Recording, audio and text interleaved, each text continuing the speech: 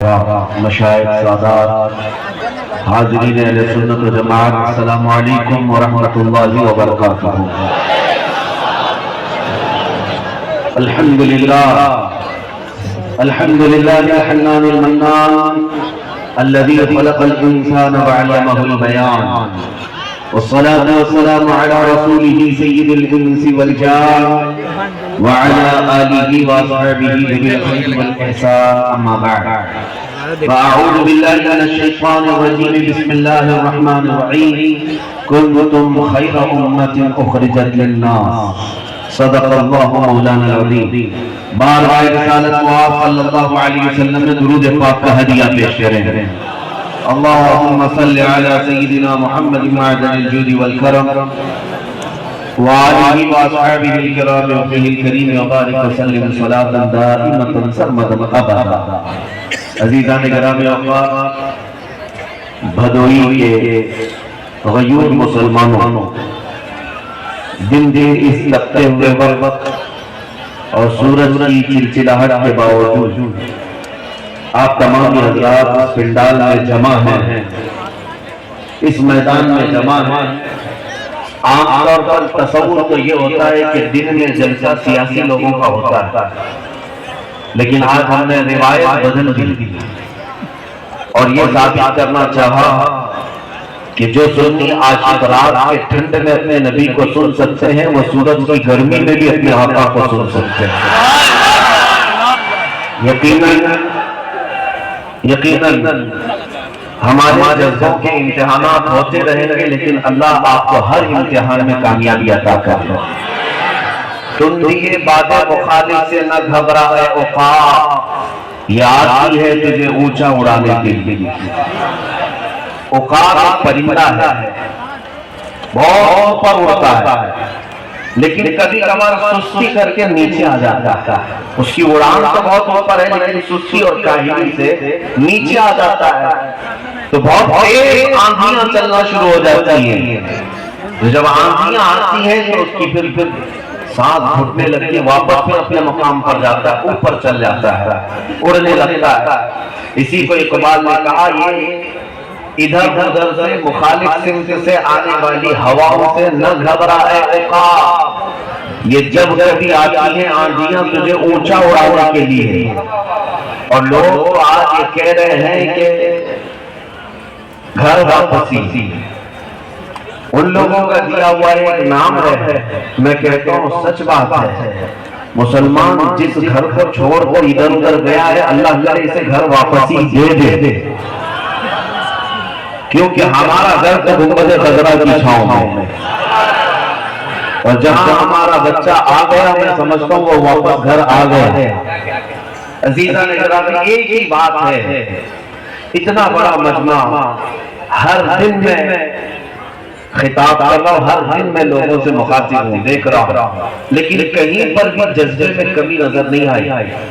حضور پاک کے نام پر بنگال میں بھی وہی جذبہ ہے، گجرات میں بھی وہی جذبہ ہے، کرناٹک میں بھی وہی جذبہ ہے، تمل ناڈو میں بھی وہی جذبہ ہے، یو پی میں بھی وہی جذبہ ہے۔ چاہے کسی بھی خطے کسی بھی علاقے کا ہو، نام محمد میں اس طرح سے مچل جانا یہ ہر سنی کا شیوا ہے۔ لیکن مسئلہ صرف اتنا ہی ہے، کسی شخص کو کسی نے کہہ دیا کہ تو لنگڑا ہے۔ بات آتے کیے، توجہ سے سنیں۔ بیٹھے ہوئے تھے صاحب یہاں کرسی پر، ان کو کسی نے کہہ دیا آپ لنگڑے ہیں، تو ایک نے کہا، دو نے کہا، تین نے کہا، اس کے بعد یہ چلنا ہی چھوڑ دیا، یہ اٹھنا ہی چھوڑ دیا۔ ارے لوگ تو کہہ رہے میں لنگڑا ہوں۔ لوگوں کے کہنے کی وجہ سے انہوں نے خود اپنی مینٹیلٹی، دماغ خود ہی یہ بنا لیا کہ میں لنگڑا ہوں۔ دنیا تمہیں لنگڑا ثابت کرنے کی کوشش کر رہی ہے، بھونک بھونک کر کے دجالی نظام، ٹی وی کا، میڈیا کا، کہ تم آتنکوادی ہو، تم ٹیررسٹ ہو، تم دہشت گرد ہو، یہی مثال۔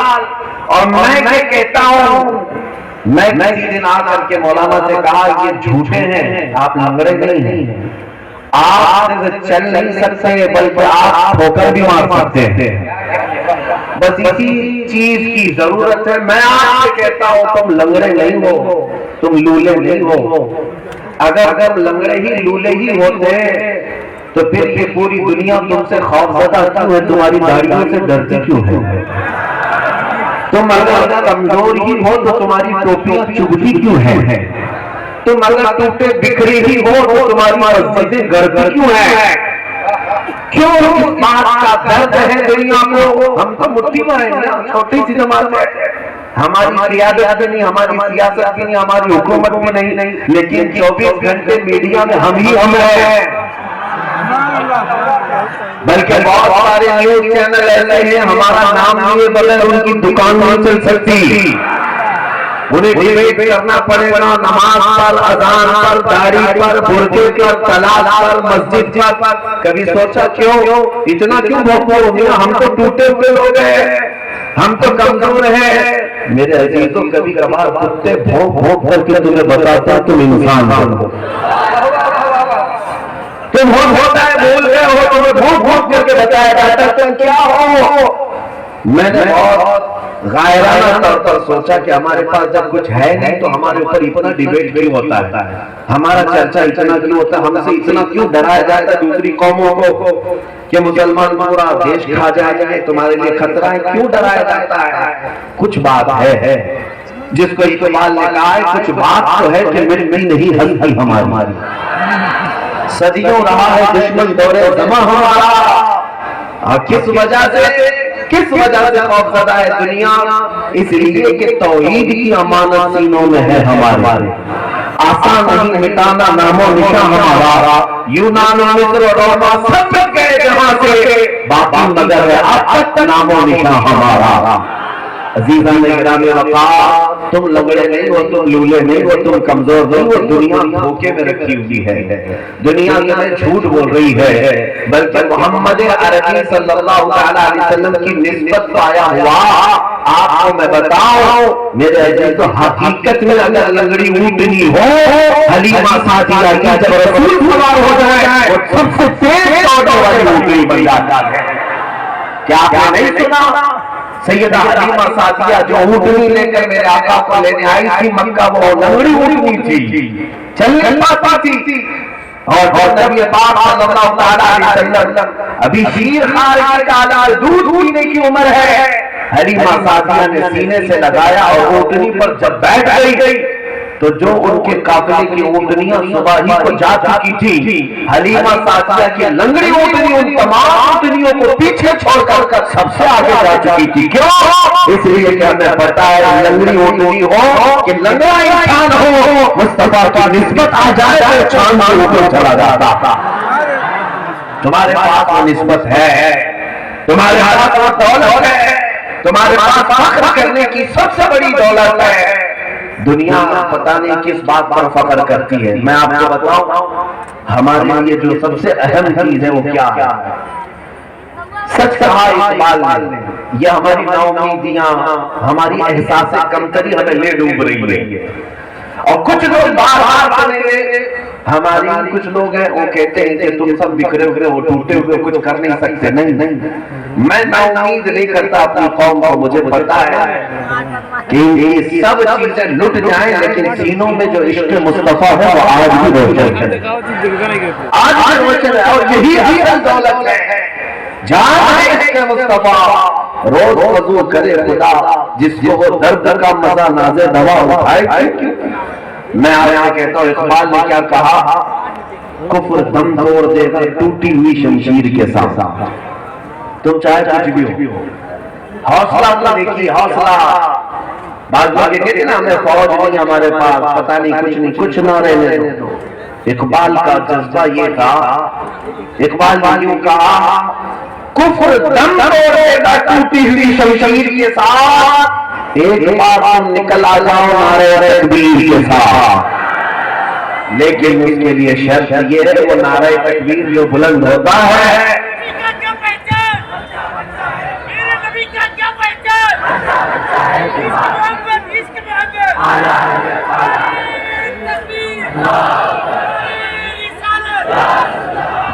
میرے تو یہ نعرے کوئی رسم و رواج نہیں ہے، نعرے رسم و رواج نہیں ہے، یہ نعرے ہیں بہتوں کے خیمے ہلائے ہوئے، ہمیں ابھی ایک مہینہ گزرا ہوگا، حضرت مولوی صاحب سے انہوں نے کہا کسی جلسے میں لبیک یا رسول اللہ کے نعرے لگ رہے تھے، پولیس والوں نے ہمیں گرفتار کر لیا، اریسٹ کیا۔ کہا کس بات پر؟ کہا لبیک لبیک کہہ رہے تھے آپ۔ کہا کیا کیا کیس کریں گے؟ کہا ہاں مجھے ڈر ہے اس بات کا۔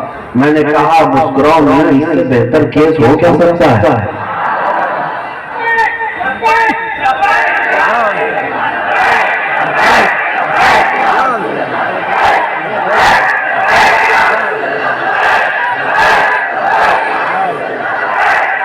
یہی وہ فطرت ہے میرے عزیزو، یہی وہ فطرت ہے۔ اسلام کی فطرت میں قدرت نے وہ لچک دی ہے، جتنا ہی دباؤ گے اتنا ہی وہ ابھرے گا۔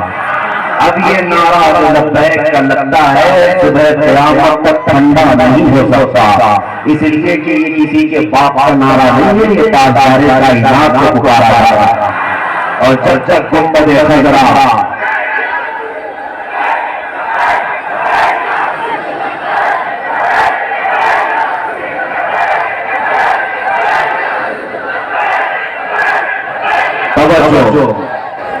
اے میرے عزیزوں، ہو سکتا ہے بھدوئی والے لوگ مالدار ہوں گے، پیسہ ہوگا، لیکن میں بہت نہایت غریب جو لوگ ہیں ان کے سامنے میں جاتا ہوں اور ان سے میں کہتا ہوں، چھوڑو امیروں کو ایک طرف، سیٹھوں کو ایک طرف رکھو، سب سے زیادہ اگر تم غریب ہو تو بھی تمہارے پاس ایک بہت حسین دولت ہے، ایک حسین دولت ہے۔ تمہیں پتہ ہے مدینہ طیبہ میں نبی پاک صلی اللہ علیہ وسلم مال غنیمت تقسیم کر رہے تھے انصار اور مہاجرین کے بیچ میں۔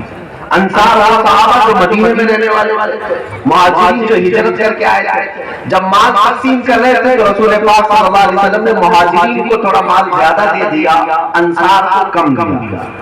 لیکن مال ہے، شام و انصار کے درمیان باتیں ہونے لگ گئی کہ رسول اللہ نے ان لوگوں کو زیادہ دے دیا، ہم لوگ تو مدینے والے، ہم کو کم دیا گیا۔ یہ بات پھیلتی رہی، یہاں تک کہ حضور پاک صلی اللہ علیہ وسلم تک خبر آئی۔ نبی پاک نے انصار کو بلایا، توجہ سے سنو، انصار کو بلایا اور کہا کیا تمہارے درمیان یہ خبر چل رہی ہے کہ میں نے مہاجرین کو زیادہ مال دے دیا اور تم کو کم دیا؟ ان صحابہ نے کہا ہاں یا رسول اللہ ایسی باتیں چل رہی ہیں۔ سنو، اب نبی پاک صلی اللہ علیہ وسلم نے ان انصار صحابہ کے درمیان ایک خطبہ دیا اور ارشاد فرمایا ہے انصار، کیا اللہ تعالیٰ نے میرے ذریعے سے تمہیں ایمان کی دولت نہیں عطا کی؟ تم بکھرے ہوئے تھے، اللہ نے میرے ذریعے سے تمہارے دلوں میں محبتیں پیدا کی۔ اور اس کے بعد جو جملہ ہے جس کی وجہ سے میں یہ بات عرض کر رہا ہوں، کچھ نہ ہوا ہمارے پاس تب بھی حضور کا یہ فرمان سنو، انصار صحابہ سے میرے آقا فرماتے ہیں اے انصار، کیا تم اس بات پر راضی نہیں ہو کہ وہ لوگ دنیا لے جائے اور جس کے پاس دنیا نہ آئے وہ اللہ کا رسول لے جائے؟ انصار کہتے ہیں ہم اتنا روئے تھے کہ داڑیاں بھیگ گئی تھی۔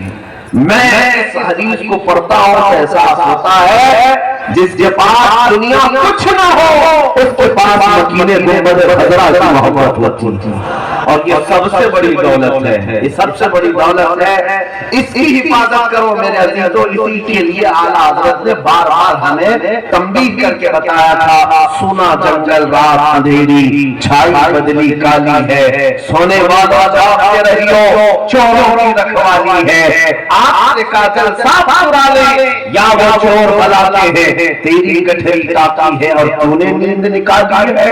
اعلیٰ حضرت نے کس کے لیے کہا ہے؟ آنکھ سے کاجل چرانے والے چور ہیں۔ کبھی سنا کسی کی آنکھ کا کاجل چرایا جاتا ہے؟ پولیس تھانے میں جا کر پوچھے کیا کوئی کیس ایسا رجسٹر ہوا صاحب آپ کے پاس کہ کسی چور نے کسی کی آنکھوں کا کاجل چرایا؟ وہ بھی کہیں گے پاکٹ مار تو آئے ہیں بہت سارے گھر چرائے ہوئے چور نے، لیکن کاجل کیوں چراتا ہے؟ اعلیٰ اللہ فرماتے ہیں تمہاری آنکھوں سے کاجل چرا لیں گے ایسے چور ہیں۔ میرے عزیزوں، کاجل سے مراد وہ ڈبیا کا کاجل نہیں ہے، بلکہ ایک مومن کی آنکھوں کا کاجل عشق مصطفیٰ ہوا کرتا ہے، محبت مصطفیٰ ہے۔ اور یہ چرانے والے چور موجود ہیں، وہ کبھی داڑھیوں میں، کبھی ٹوپیوں میں، کبھی جبوں میں بھی ہوں گے۔ اس لیے اگر بچانا ہے تو اپنی آنکھوں کا کاجل عشق مصطفیٰ کو ہمیشہ محفوظ رکھو، ہمیشہ محفوظ رکھو۔ اور جوانوں سے میں اکثر یہ کہتا ہوں، لٹ جائے ہر چیز چھوڑ دو لیکن دامن مصطفیٰ چھوٹنے نہ پائے۔ اس لیے کہ صحابہ کا یہی تو نعرہ تھا۔ ایک خاتون مدینے کی دوڑی دوڑی احد کی طرف جا رہی تھی، کسی نے خاتون سے کہا اے خاتون تمہارے شوہر شہید ہو گئے، انا للہ پڑھا، وہ آگے بڑھتی گئی۔ پھر کوئی آیا کہا خاتون تمہارا بیٹا بھی شہید ہو گیا، ایک ہی جنگ میں شوہر بھی شہید، بیٹا بھی شہید۔ تیسرا آیا کہا تمہارا بھائی شہید ہو گیا، وہ انا للہ بڑی آگے بڑھ گئی۔ پھر کسی نے کہا تمہارا بھائی بھی شہید ہوا، باپ بھی شہید ہوا۔ ایک عورت کے چار رشتے سب سے اہم ہوتے ہیں، بیٹا، بھائی، شوہر، باپ۔ اس عورت کے، اس خاتون کے چار رشتے ایک جنگ میں شہید ہو گئے۔ ہر کوئی جب یہ خبر دے رہا تھا، کلیجہ ہونا چاہیے برداشت کرنے کا، ہمت ہونی چاہیے، طاقت ہونی چاہیے اپنے گھر کے عزیزوں کی رخصتی کی۔ عزیزان گرامی، اس خاتون نے جھلا کا کچھ آنے والوں سے، اے لوگوں سب میرے گھر والوں کی موت کی ہی خبر دے رہے ہو، ذرا یہ تو بتاؤ اللہ کے رسول سلامت ہے یا نہیں؟ اللہ کا رسول سلامت ہے یا نہیں؟